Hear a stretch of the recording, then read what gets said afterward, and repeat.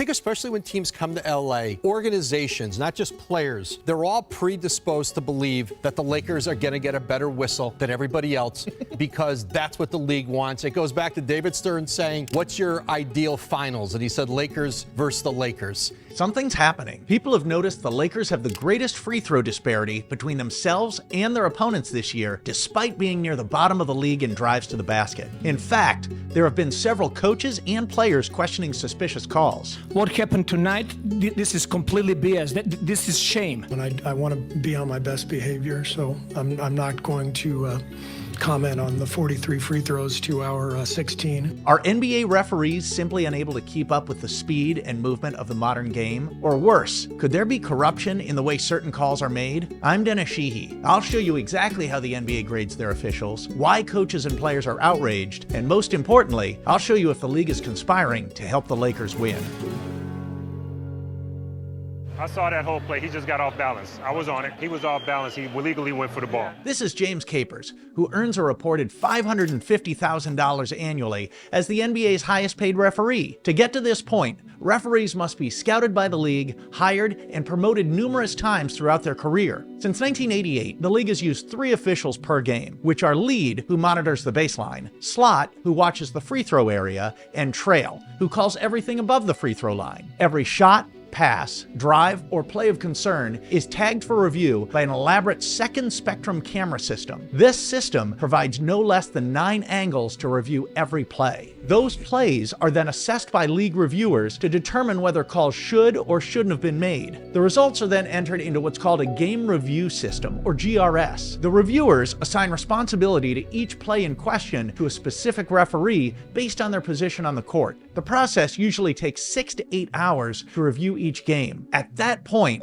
a senior reviewer will review the league reviewer to double check and grade the reviewer themselves, which takes an additional 6 to 8 hours. In total, the NBA analyzes about 500,000 plays a year to ensure games are called as accurately as possible. So how accurate are the NBA referees? According to their data, they get somewhere between 93 and 95% of calls correct. Compared to other sports, that's right in line with MLB umpires' 92.4% accuracy, but just below the NFL referees at 98.9%. But if referees are so accurate, then how do we explain all the complaints from coaches and players? Not to mention the free throw discrepancies between certain teams. Let's start by looking at the complaints. How did you get it done in this environment? I don't know, and I'm gonna take the fine because the refs did not give us no calls tonight.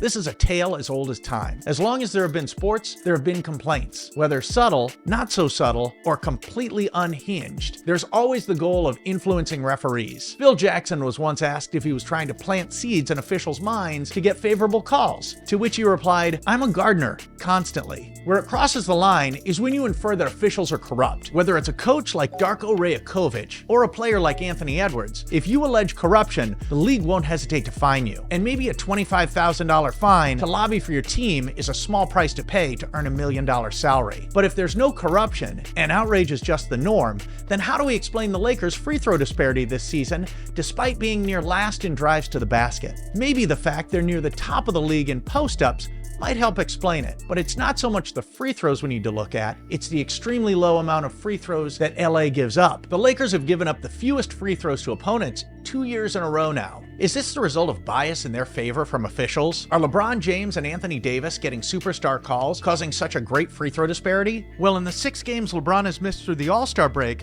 the Lakers' free throw advantage actually grows. In the 4 games Anthony Davis has missed through the break, the advantage nearly doubles. So is it just general bias in favor of the NBA's largest market? No. All we have to do is look at the hiring of Darvin Ham 2 years ago. His version of drop coverage schemes that specifically limit opposing free throws are about the same as Mike Budenholzer employed in Milwaukee. Under this system, the big man drops back on pick and rolls to encourage contested jumpers while protecting against points in the paint. Ham worked under Budenholzer from 2013 to 22. This season, we can see the Bucks' free throws against falls to 20th without Budenholzer, who was replaced by Adrian Griffin and Doc Rivers. But with him in his system, we're 2nd, 4th, 1st, 7th, and 4th, ranking top 4 in free throws against for the 5 years he was there. Without looking at this scheme on defense, it's easy to look at LA, especially last season, being first in free throws made, while also coming in first in limiting opposing free throws